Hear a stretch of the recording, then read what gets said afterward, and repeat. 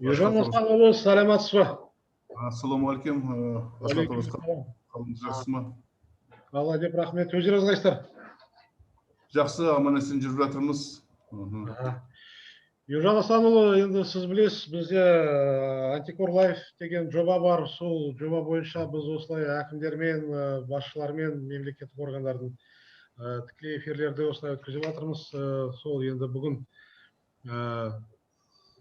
сізбен де осылай эфир өткізейін деп едік. Енді осы қалай біздің мемлекеттік басшысының тапсырмалары орындалып жатыр, анау енді жаңағы ашықтық, парасаттылық туралы дегендей, сол туралы бізге, біздің подписчиктерге айтып берсеңіз. Құрметті Асхат Орысханұлы, құрметті біздің қатысушылар, тұрмыстық жемқорлықты жою және азаматтарға қолайлы жағдай жасау мақсатында облыс бойынша Сарыарқа адалдық алаңы жобасы іске асырылуда және аудан әкімдігімен жергілікті мемлекеттік органдармен қолдануда. Жобаның басты міндеті тұрмыстық жемқорлықты жою, қарапайым халықты алаңсыз өмір сүруіне қолайлы жағдай жасау. Бүгінгі таңда Сарыарқа адалдық алаңы жобасы аясында аудан әкімдік тарапынан Open Space кеңсесін ашу мақсатында қаражат қарастырылды. 2 желтоқсан күні осы биылғы жылдың ашатын боламыз. Бұның алдында ашылмаған себебіміз қолайлы ғимаратта болмады, әкімшілік ішінен ғимарат болмады. Сондықтан да қазір ғимаратты босатқызып, жекеменшік ғимаратты 36 квадрат жер бір помещениесін арендаға алып, соны келісім шартқа отырдық. Ол жер бәрі жөнделінген, ішіндегі жаңағы мебелін бәрін тапсырыс беріп қойдық. Осы 25-не қарай түгел мебелдің бәрі келеді, соның бәрі қойылып, сыртындағы жаңағы вывескалардың бәрін тапсырма берілді, қазір жасалынып жатыр. 2 күні ашатын боламыз, желтоқсанның. Бұл қызметтік алаңдарды оңтайландыруға және айтарлықтай үнемдеуді қамтамасыз етуге мүмкіндік береді. 1 жылдан астам аудан әкімінің кабинеті 2-ші қабатта орналасқанымен, азаматтардың жеке қабылдауын апта сайын ғимараттың 1-ші қабатында жүргізіп келеміз. Сонымен қатар, осы жоба аясында аудан әкімдігіне қарасты сәулет және құрылыс бөлімі мен тұрғын үй коммуналдық шаруашылық, жолаушылар көлігі және автокөлік жолдары бөлімі және Жаңаарқа ауданының халықаралық жұмыспен қамту орталығы сервистік әкімдік форматында қызмет атқаруда. Мемлекеттік мекемелердің білім беру ұйымдарында бар алаңдарды ұтымды пайдалану үшін 2-ші қабатында орналасқан мекеме ұйым басшыларының кабинеттерін 1-ші қабатқа көшіру жұмыстары жүргізілді. Сарыарқа адалдық алаңы жобасы аясында жағымды моральдық қасиеттерін, оның ішінде ішкі парасаттық пен адалдықты тәрбиелеу мақсатында ауданымыздың 15 мектебінде адалдық дүкендері ашылған. Биылғы жылдың бас кезінен бастап халық заңгері акциясы өткізілді. Пандемияға байланысты кейінгі кезекте өткізілмей қалды. Zoom бойынша сеттер бойынша өткізіліп жүр. Пандемияға басталмай тұрып 3 рет өткізілген болатын. Оған мүдделі мемлекеттік органдардың, аудан әкімдігінің тұрғын үй коммуналдық шаруашылығы бөлімінің, сәулет, қала құрылысы, жер қатынастары бөлімдерінің, зейнетақы төлеу мемлекеттік орталығының өкілдері, жоғары билікті нотариустер мен адвокаттар қатысты.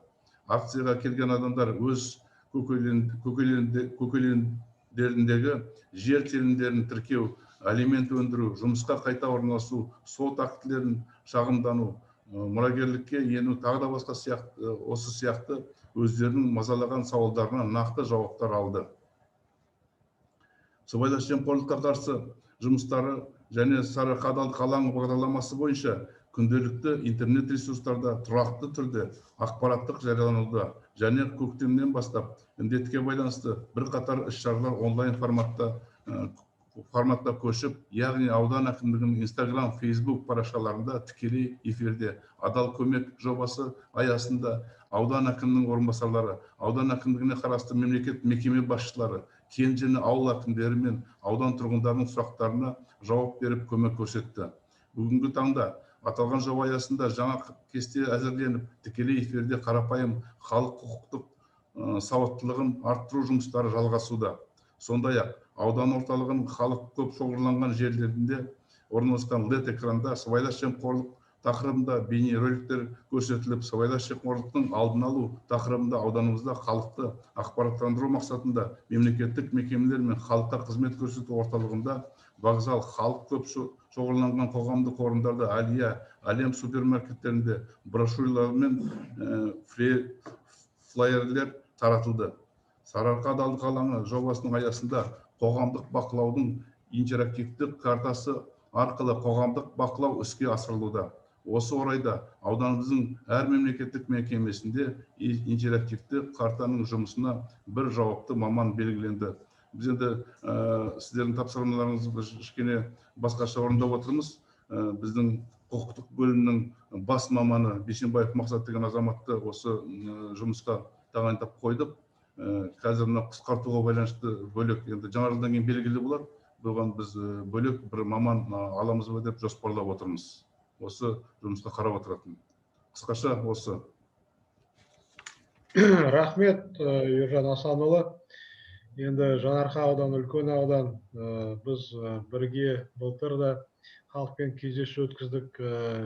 Биыл да өткен аптада мен сіздерге болдым. Бүгін де Денис Владимирович, департамент басшысы, облыс әкімінің бірінші орынбасарымен Жезқазғанда жиналыс өткізеді. Сіздерді де қосады.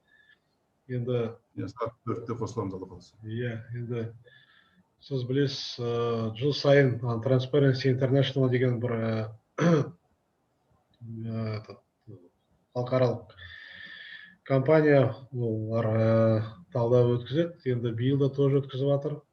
Сондықтан жаңағы сервистік акимат туралы да енді ол президенттің тапсырмасы, сіз білесіз, оны жылдам ашу керек. Өйткені мен өзім сол сіздерге де соқтым, Қаражал, Жезқазған, Сатпаев, Ұлытауға дейін де бардым. Олар сол тапсырманы орындап жатыр. Енді осы жылдың аяғында біздің агенттіктің төрағасы да сіздер жаққа да бару мүмкін. Сондықтан соны бірінші соны қарайды. Сол дұрыстап, жақсылап, тезірек жылдам соны орындау керек, соны ашу керек. Жақсы. Сондықтан енді бізде бірнеше жобаларымыз бар ғой. Жаңа ашықтық бюджет туралы, адал көмек, Антикор Лайф, тағы да саналы ұрпақ, адал ұрпақ дегендей. Енді бұл жаңа сұрақтар бірнеше рет осы бізде облыстық акиматта да комиссияда қаралды. Енді сіздерге де тоже сол хаттамаларды, тапсырмалар бар сіздерде орындауда. Енді соны қатаң бақылауға алу керек. Енді сіз білесіз, заңға да біраз өзгерістер болды, жауапкершілік туралы бірінші басшылардың. Енді сол туралы жиі шығу керек, осы интернет арқылы и халыққа құқықтық түсіндіру жұмыс өткізу керек. Сол енді замат болса, сіз қашан дедіңіз? 2-ші желтоқсанға дейін? 2-ші желтоқсан күні ашамыз. 1-ші желтоқсан күні демалыс екен, дүйсенбі, 2-ші желтоқсан күні ашамыз. Сонымен сіздер анау басқа ғимаратта ашатын болдыңыздар, да? Иә, тура жанымызда 20 метр жерде тұр, акиматтың жанында, әкімшіліктің жанында. Басқа ғимаратта 36 квадрат метр ғимарат тұр. Ішінде тоқ, жаңа жылу бәрі өткізілген, жаңадан салынған ғимарат. Соны жалдап алдық. Все, жақсы, түсіндім. Рахмет, Ержан Асанұлы. Жақсы, рахмет, амандықта жолығайық. Сізге де рахмет, ауданыңызға келіп көп жаңағы направление беріп кеттісіз. Сол күні мен де аяқ астынан облысқа кетіп қалдым.